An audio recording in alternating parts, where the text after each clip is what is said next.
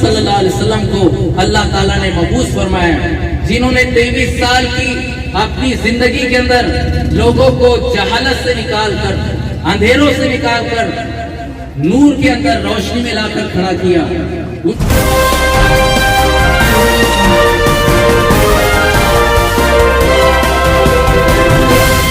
اگر آپ نے ابھی تک ہمارا چینل سبسکرائب نہیں کیا تو ابھی سبسکرائب کریں۔ محمد صلی اللہ علیہ وسلم نے 23 سال کی سمجھایا، ایسا بتایا اور ایسے پریکٹیکل زندگی ان کے سامنے رکھی کہ لوگوں کی زندگیاں بدل گئی۔ بیٹیوں کو زندہ دفن کرنے والے اور ماں باپ کی حالت میں خانہ کعبہ کا طواف کرنے والے، ایک دوسرے کا خون چوسنے والے، جو طاقتور کمزوروں کو دباتے تھے، جہاں سٹے پٹے اور جوئے میں عورتوں کو ہرا جاتا تھا، جہاں غلاموں کے ساتھ بدترین سلوک کیا جاتا تھا، جہاں بچے بوڑھے سب شراب پینے کے عادی تھے، ایسے ماحول میں پریشید محمد صلی اللہ علیہ وسلم نے لوگوں کو سمجھایا، بتایا اور صحیح راستے پر لا کر ان کو کھڑا کر دیا۔ لوگوں کی زندگیوں کے اندر ایک زبردست چینج آیا، یعنی ان کے سینوں سے اندھیرے کو نکال کر ایشور کا نور ان کے سینوں کے اندر بھر دیا۔ آج کا یہ انسان سمجھتا ہے کہ میں نے ترقی کر لی، میں نے بہت سی گرنتھ اور کتابوں کو پڑھ لیا، میں نے بڑی ڈگریاں لے کر اپنی دیواروں کے اوپر سجا دی، لیکن اتنی ترقی کرنے کے باوجود اس انسان کا یہ حال ہے کہ اس کے ماں باپ آج اس کو بوجھ نظر آتے ہیں۔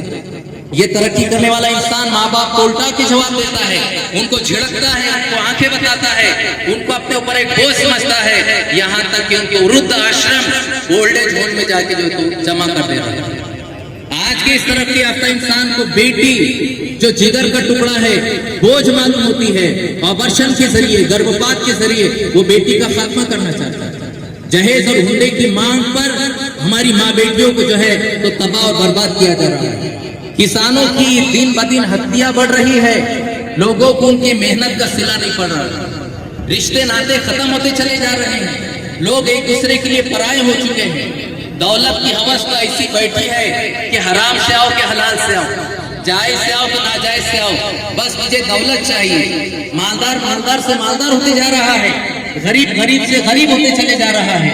اسٹاک مارکیٹنگ اور ذخیرہ اندوزی کی وجہ سے کسانوں کو ان کو موبلی قیمت، ان کے پسینے کی قیمت آج نہیں مل پا رہی ہے۔ تو پھر اس کا حل کیا ہے؟ یہ اندھیرا کس طرح دور ہوگا؟ تو عزیزوں، یہ بات ذہن میں بٹھاؤ کہ جس طرح یہ سورج اور اس کی روشنی سب کے لیے ہے، یہ ہوائیں اور اس کا آکسیجن ساری انسانیت کے لیے، یہ رات اور اس کا سکون سب کے لیے ہے، یہ بارش اور اس کے فائدے سارے انسانوں کے لیے، اس میں تو کوئی بھید بھاؤ نہیں، یہ تو سب کے لیے ہے۔ اسی طریقے سے ایشور اور اس کی تعلیمات سارے انسانوں کے لیے۔ ایشور خدا صرف مسلمانوں کا ہی نہیں ہے، اس نے فرمایا الحمدللہ رب العالمین، تمام تعریفیں اللہ ہی کے لیے ہے، جو سارے ہاتھ کا رب ہے، پالنہار ہے، ایشور ہے۔ یہاں مسلمانوں کا لفظ کا ہے، ساری انسانیت کا رب ہے۔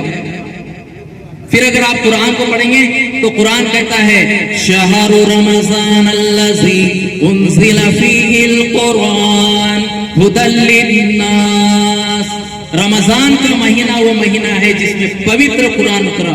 کس لیے اترا؟ ساری انسان جو خود نور ہے اس نے اپنے بندوں کے لیے نور پسند کیا ہے، ان کی من کی شانتی کے لیے، ان کے مارگدرشن کے لیے۔ وہ نہیں چاہتا کہ اس کے بندے بھٹکتے پھرے، ٹھوکرے کھاتے پھرے۔ آئیے ہم سب ایک اچھا سماج بناتے ہیں، ایک اچھا معاشرہ بناتے ہیں۔ آئیے آج سے ہم اپنی زندگی کو ایشور سے جوڑتے ہیں، ایشور کے مارگدرشن سے جوڑتے ہیں، قرآن کو اسٹڈی کر کر ایک اچھا شہری بن کر ایک اچھے دنیا میں بھلا ہو اور انتم دیوس پر لوگ جیون میں بھی ہمارا بھلا ہو۔ میں ایشور سے پرارتھنا کرتا ہوں کہ وہ ہمیں صحیح مارگ کی رہنمائی دے اور صحیح مارگ درشن پہ ہمیں چلائے، ہمارے درمیان محبت دے، بھید بھاؤ اور ہم کو مل جل کر رہ کر اس کے طور طریقوں پر جینے کی توفیق عطا فرمائے۔ وآخر دعوانا